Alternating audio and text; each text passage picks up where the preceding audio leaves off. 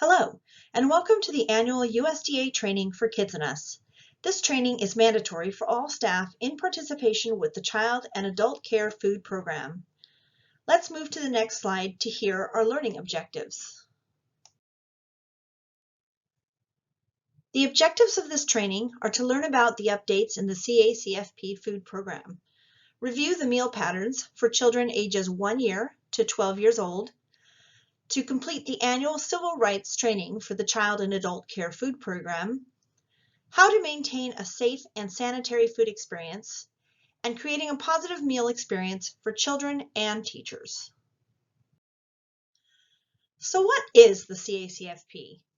The CACFP is the Child and Adult Care Food Program, and it provides centers with financial assistance towards children in the free, reduced, and above categories based on the information provided by the parents. It's kind of like what they do in public schools. It doesn't provide for the whole meal, but it compensates a portion of the meal costs. Currently, 5 out of 6 Kids and Us centers participate in this program.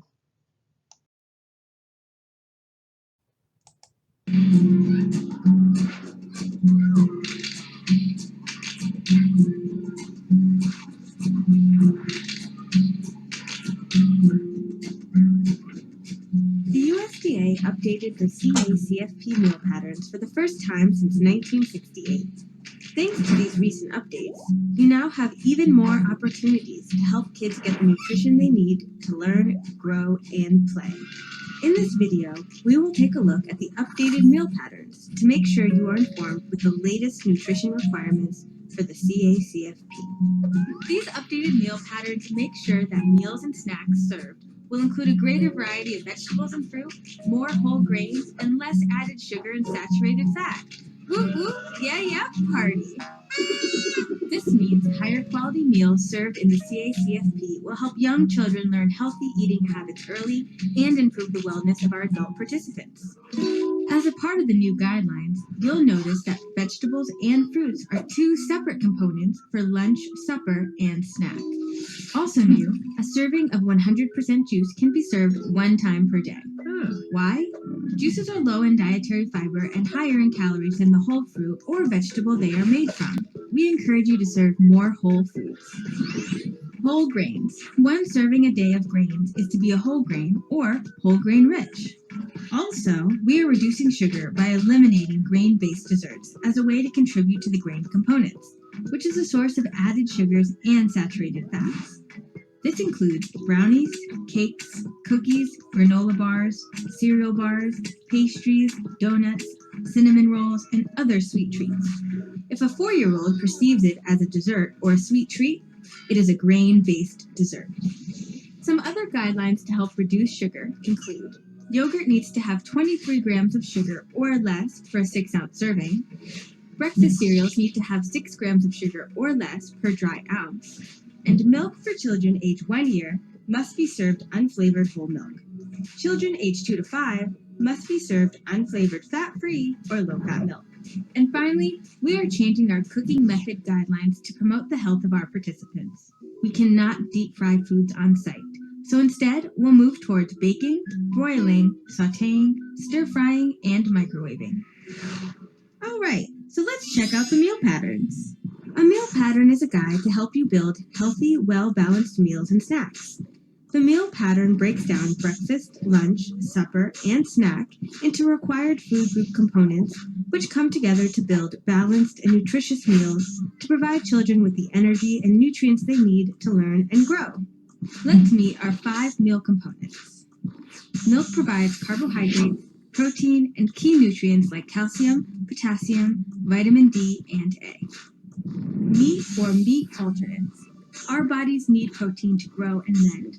Protein is found in beef, fish, and poultry, but also in vegetarian sources such as eggs or dairy foods like cheese and yogurt. Vegan sources of protein include beans, other legumes, and tofu. Vegetables. Veggies taste great and are nutrition rock stars. Vegetables are typically low in calories, but high in dietary fiber and key nutrients children need to learn and grow, such as folate, magnesium, potassium, and vitamins A and C. Fruits, like vegetables, are nutrition rock stars. They provide key nutrients and are naturally sweet to eat. Did you know there are over 200 varieties of fruits and vegetables? That is over 200 different flavors, textures, colors, and forms to try. Grains such as wheat, rice, oatmeal, barley, and cornmeal provide dietary fiber, B vitamins, and minerals. Together, these fill you up, prevent heart disease, keep you regular, and fuel your metabolism. Let's break the screen into 3 parts to differentiate the CACFP meal patterns for toddlers, preschoolers, and older children. On the left side, we will show the meal pattern for ages 1 to 2. In the middle section, we'll show the meal pattern for preschool-aged children 3 to 5 years old. On the right side, we'll show the meal pattern for older children ages 6 to 12 and teens 13 to 18. For toddlers, the serving size for breakfast is 1/2 cup of fluid milk, 1/4 cup of vegetables, fruit, or portions of both, and 1/2 serving of grains. Breakfast for preschoolers is the same, but with slightly larger minimum serving sizes. 3/4 cup of milk, 1/2 cup of vegetables, fruit, or portions of both, and 1/2 serving of grains.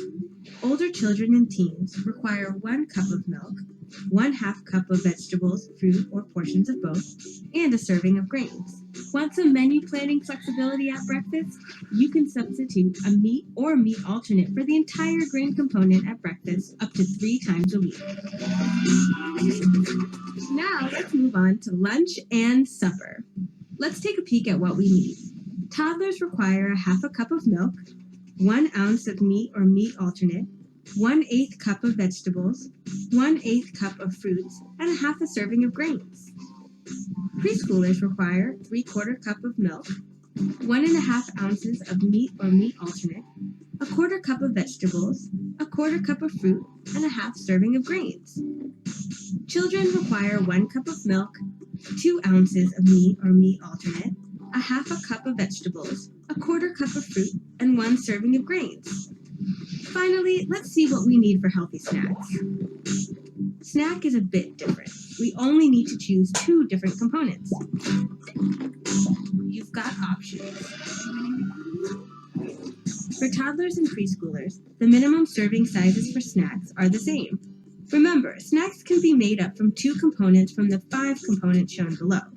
1/2 cup of milk, 1/2 ounce of meat or meat alternate, 1/2 cup of vegetables, 1/2 cup of fruit, and 1/2 serving of grain. Snacks for children 6 and above are also made up from 2 components of the 5 components from the list below. 1 cup of milk, 1 ounce of meat or meat alternate, 3/4 cup of vegetables, 3/4 cup of fruit, and 1 serving of grains. By serving healthy meals and snacks, we have a powerful opportunity to instill healthy habits in young children.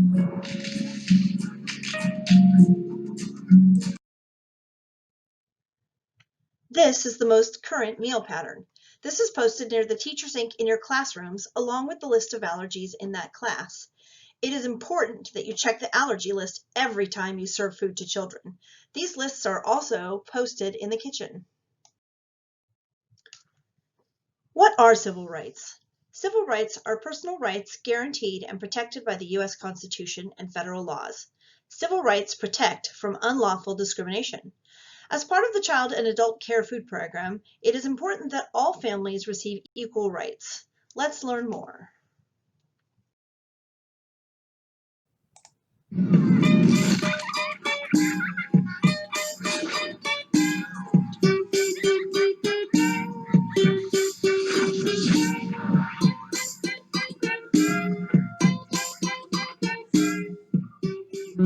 Our civil rights laws, dating back to the Civil Rights Act of 1964, its purpose is to promote a more abiding commitment to freedom, a more constant pursuit of justice, and a deeper respect for human dignity. guarantee equal protection for all citizens regardless of race, national origin, sex, disability, age, or religion. In this short training, you'll learn how to appropriately follow these laws so that the integrity and rights of families served in your child and adult care food program are protected. We'll cover a variety of steps and strategies to ensure your CACFP site represents equal opportunity and justice for all, including collecting data, notifying the public of the program and equal access, accommodating all participants regardless of disability or other barriers like limited English proficiency, and responding to and resolving civil rights complaints and violations. Let's start with collecting and using data. With the help of your enrollment documentation, you'll need to record who all is participating in your program, completing the Race and Ethnicity Beneficiary Data Form annually. Nutrition programs remain fair and equal by recording the race and ethnicity of participants. These reports are then cross-checked with your local school district's racial census report to verify that the community is being served openly and honestly. Racial and ethnic data can be collected from information entered by the parent or guardian on the enrollment form. If it's missing or unclear, don't be afraid to ask the parents or guardians to self-identify in a respectful way. It can also be collected by you or a staff member through visual observation of the child. Next, let's talk about notifying all participants. Each feeding site must post an Injustice for All poster in a public space, such as the parent board or administrative office. This lets people know you're serving meals and will protect their rights. It's also important that any documents distributed to the public that mention CACFP contain the full non-discrimination statement to let folks know this institution is an equal opportunity provider. If you mention your participation in CACFP on your website, the full non-discrimination statement is required as well. The full non-discrimination statement can go anywhere on your materials as long as it's not the smallest print on the page.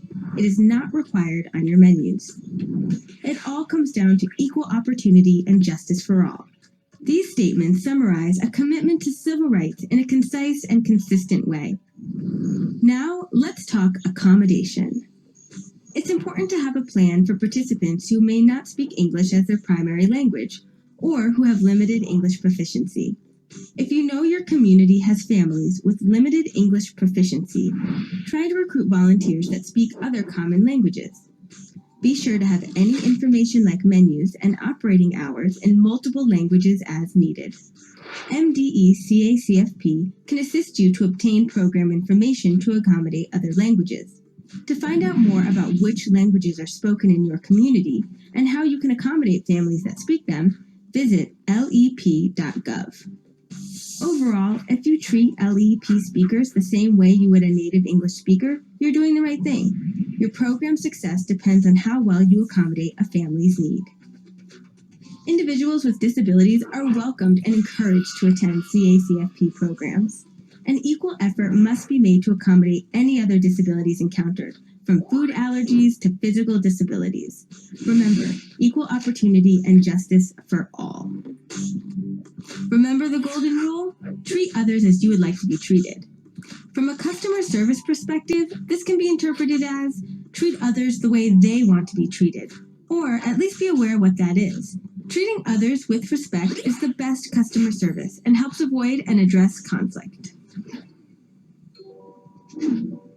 The disparate treatment of program participants is a direct violation of one's civil rights.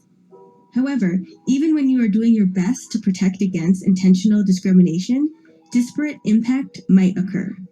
Disparate impact or unintentional discrimination occurs when a rule or procedure causes a certain group to be treated unequally. Any type of discrimination, intentional or unintentional, could result in a civil rights complaint. Everyone has the right to file a complaint if they feel they've been treated unequally, despite your best efforts to protect their civil rights. All complaints must be reported and resolved, no matter the form of grievance. If a participant approaches you or a staff member with a complaint, try to discuss and resolve the issue by explaining your commitment to equal opportunity and justice for all. If that doesn't work, the Injustice for All poster lists the steps they can take to file a complaint with the USDA. Be sure to contact your sponsor, if applicable, or your state agency, the Michigan Department of Education, right away in the event of a complaint. MDE will be able to assist you. Ultimately, things will be resolved by the USDA and your state agency. If a civil rights violation occurs at your program, or even if it doesn't, you may receive some official visitors from the state or from the USDA. They are there to ensure civil rights requirements are being followed. These official visitors will review the civil rights practices at your program and will recommend corrective actions if anything is being done incorrectly. If you do receive a corrective action, don't panic. You'll be given time and support to implement a solution. If you choose not to resolve an identified violation, you will no longer be able to serve meals. We've talked about a lot today. Collecting racial and ethnic information from your participants to ensure the entire community has access and is being served. Notifying the public so everyone in the community is equally informed about the benefits of your nutrition program. Accommodating all participants regardless of disability or other barriers like limited English proficiency. And responding to and resolving civil rights complaints and violations appropriately. All these steps and strategies will lead to a general protection of civil rights at your site. But remember, life happens in the gray area. You might encounter situations you're not sure how to deal with. And in those situations, it will be important to remember civil rights is about equal opportunity, access, and justice for all. Your participants are your customers. Treat them the way you want to be treated and accommodate them to the best of your ability. In the face of conflict, try to remain calm and call upon your sponsor or MDE for support in resolving disputes. Good luck! You have a tremendous opportunity to serve your community and be an example of equal opportunity and justice for all.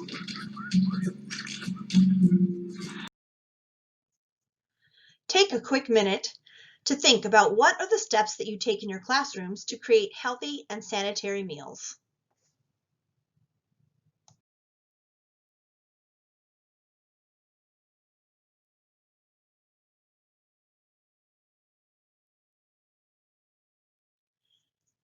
Here are some of the answers that you might have come up with. Proper hand washing by staff and children. Washing, rinsing, and sanitizing the tables. Food is prepared in the kitchen and delivered with clean dishes and utensils. No bare hand contact. Staff wear poly food gloves every time they serve any kind of food. Not rushing through meals. Helping the children watch their portions. Encouraging children to try new and healthy foods.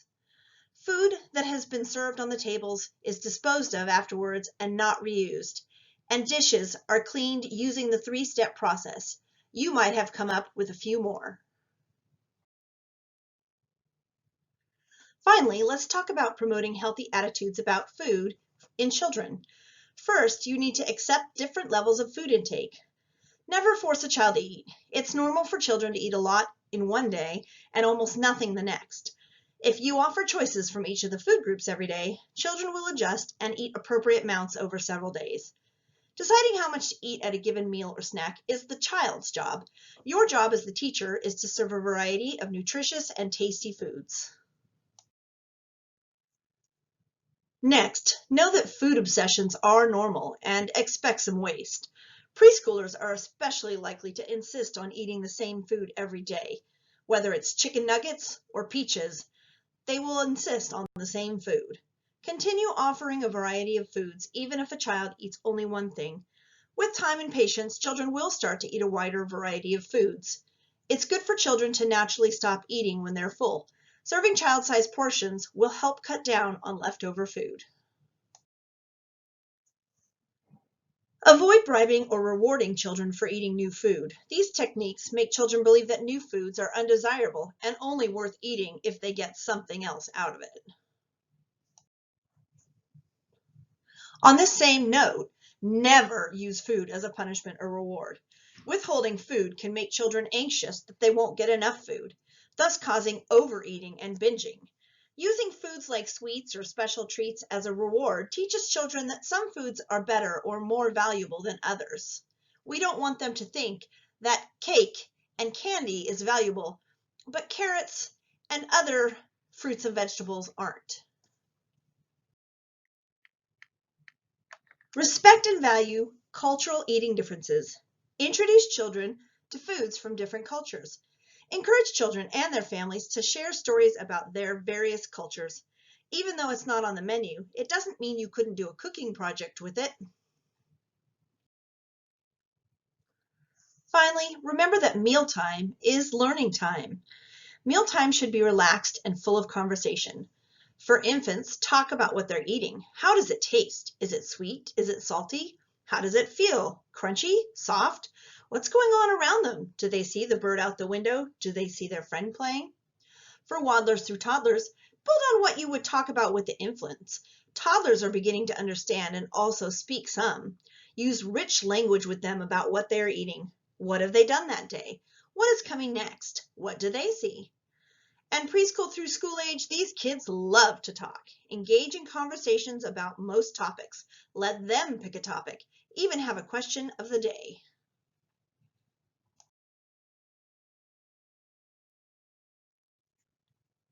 It's time to wrap it up. Let's take a quick quiz to see what you learned. What is the name of the food program Kids and Us participates in? That's right, the Child and Adult Care Food Program, also known as the CACFP. What do teachers follow to know how much food to give children? That's the child meal pattern. These are posted in every classroom alongside the allergy list and also in the kitchen. Can you serve juice at every meal? Why? No, you can't. Juices are low in dietary fiber, but higher in calories than the fruits and vegetables they are made from.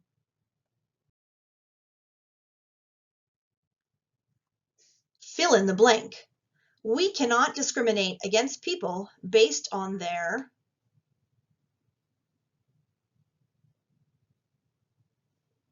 We cannot discriminate against people based on their race, color, national origin, age, sex, disability, religion, or political affiliation. How many times per day must we serve whole grain? We must serve a whole grain at least 1 time per day. And finally, how many times per year must we train on CACFP and civil rights? You got it, 1 time per year, and you have just done that. Thank you for joining us for the annual Child and Adult Care Food Program annual training on updated changes and civil rights.